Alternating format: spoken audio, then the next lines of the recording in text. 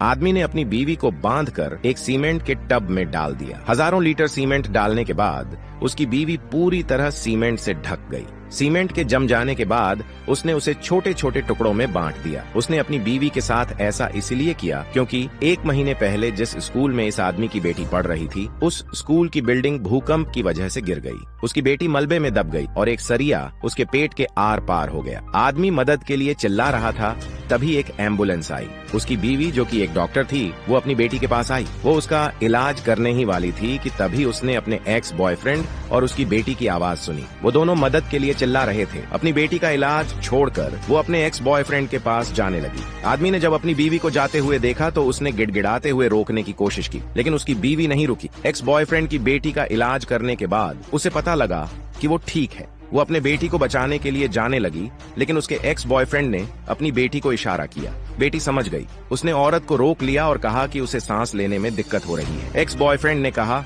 कि उसकी बेटी का इलाज करना बहुत जरूरी है, वरना वो मर जाएगी। दूसरी तरफ जब औरत अपनी बेटी का इलाज करने नहीं आई तो पति दूसरे डॉक्टरों से मदद मांगने गया, लेकिन किसी ने उसकी मदद नहीं की। तभी उसने अपनी बीवी और उसके एक्स बॉयफ्रेंड को एम्बुलेंस में देखा। अब हॉस्पिटल लेकर जा रहे हैं, उसकी हालत बहुत खराब है।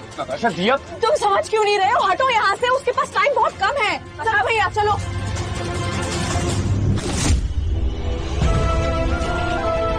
आदमी दौड़ते हुए अपनी बेटी के पास गया, लेकिन उसकी बेटी तब तक बेहोश हो चुकी थी। 3 से 4 घंटे के बाद आदमी जैसे तैसे अपनी बेटी को अस्पताल लेकर आया। डॉक्टर ने उसकी बेटी का इलाज शुरू किया।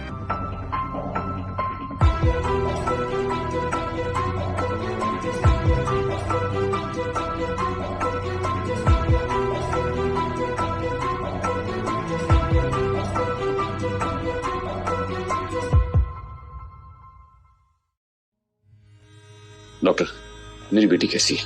मिस्टर गोयल, लोहे का सरिया पेट में घुसने की वजह से दिया का काफी खून बह गया था। अगर उसे थोड़ी देर पहले भी लाया जाता तो भी हम कुछ कर सकते थे। आई एम सॉरी, हम उसे नहीं बचा पाए।